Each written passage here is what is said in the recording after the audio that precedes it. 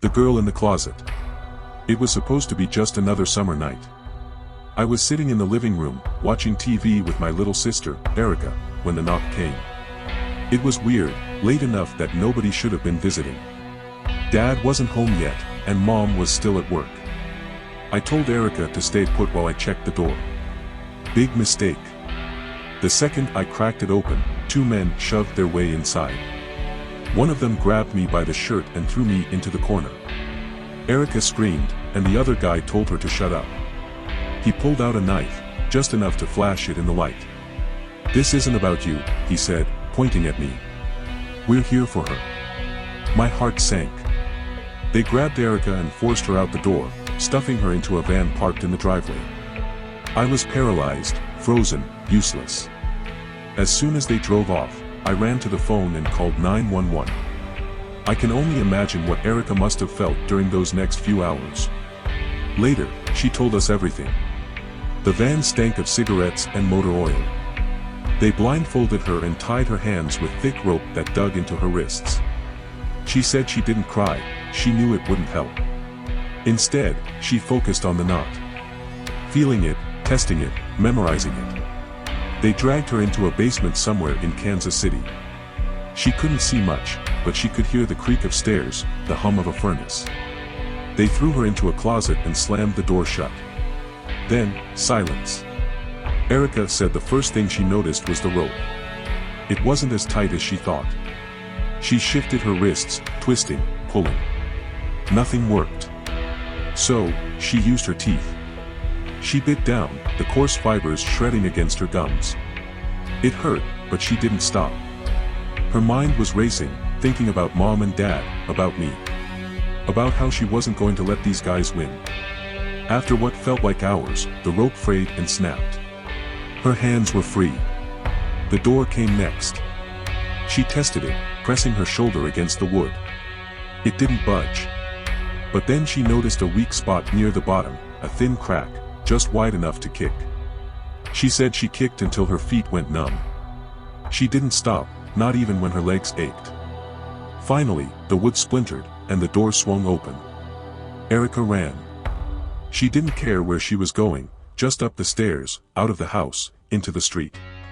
It was dark, and the neighborhood was unfamiliar, but she didn't stop running. Finally, she saw headlights in the distance. A car was coming. She waved her arms, screaming for help. The driver, a woman on her way home from work, stopped immediately. Erica collapsed onto the pavement, gasping, trying to explain what had happened. The police arrived minutes later. The kidnappers didn't get far. The police found them holed up in the same house Erica had escaped from, sitting around a table, arguing about their next move. They didn't even realize she was gone. The men were arrested, and Erica became a local hero. Her story made headlines, not just because of what happened, but because of her incredible courage. I still think about that night sometimes, how close we came to losing her. And I'll never forget what Erica told me when she came home. I wasn't brave. I was just scared. But I knew I had to fight, or I'd never see you again. The Cheshire Home invasion. I remember the sound of the crickets that night, chirping louder than usual. It's strange, the things your mind clings to in moments like that. I wasn't thinking about danger, or even fear, just those crickets. The last thing I remember clearly was sitting in the living room, watching something on TV while Jennifer, my wife, read a book nearby. Michaela, our youngest, had gone to bed hours ago, and Haley was upstairs, probably texting friends. It was just another quiet night in Cheshire. Until it wasn't. The first blow came out of nowhere. I didn't even hear them come in. 1 second, I was on the couch, and the next, there was a sharp crack against my head. I didn't pass out right away, instead, I felt the world spin as I collapsed onto my couch. "Don't move," one of them barked. His voice was calm, too calm. I could hear Jennifer gasp as another man grabbed her arm. My head throbbed, blood dripping onto the hardwood floor, but I stayed still. I had no choice. They separated us. I could hear Michaela crying in her room, Haley's voice shaky as she tried to reason with them. They tied me to a support beam in the basement, binding my hands so tight I couldn't feel my fingers. I begged them to leave my family alone, but my words fell on deaf ears. Hours passed. I heard footsteps, muffled voices. Then Jennifer's voice, pleading, desperate. One of the men dragged her out of the house, saying something about the bank. The words didn't make sense at first. Withdraw money? What money? And then it hit me, they were after more than just violence. When Jennifer came back, her voice was shaky, but her eyes told me everything. She was trying to stay calm for the girls. I couldn't see what was happening upstairs, but I heard enough to imagine it. Michaela's sobs turned to screams. Haley shouted, her voice full of anger and terror. And then, silence. They lit the fire shortly after that. The heat was unbearable, the smoke suffocating. My body ached, but adrenaline took over. I tugged at the ropes, feeling them loosen slightly. The flames were spreading fast. I could hear glass shattering, furniture collapsing. Somehow, I managed to free myself and crawl out through the basement window. The fresh air hit me like a punch, but I didn't stop. I ran across the yard, screaming for help, for anyone to come save my family. By the time the fire department arrived, it was too late. Jennifer, Haley, Michaela, they didn't make it out. The men had killed them, left them to burn in the house we called home. Stephen Hayes and Joshua Komisarjevsky were caught later that day.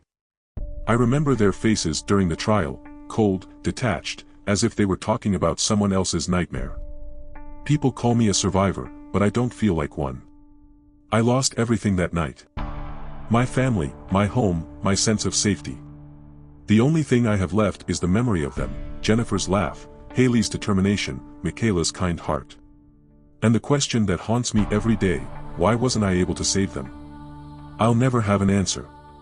But I keep going, because their story deserves to be told. And because, somehow, I'm still here. Even when it feels like I shouldn't be. The disturbing discovery. I'll admit, at first, I thought I was imagining things. Houses make noises, it's what they do. The creaks, the groans, the occasional tap. I brushed it off. It's just the house settling, I told myself, again and again. But it wasn't the house. It started small, faint shuffling sounds above our heads, mostly at night.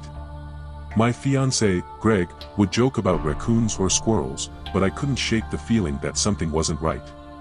One night, while lying in bed, I heard it again. Only this time, it wasn't faint. It was deliberate. Footsteps. Greg, I whispered, shaking him awake. What is it? He groaned. Listen, I said, barely breathing. We both froze, ears straining in the silence. And then it came, a slow, deliberate step, followed by another. It was coming from the attic. The next morning, Greg went up to check. I stayed at the bottom of the ladder, holding my breath as he shone a flashlight around.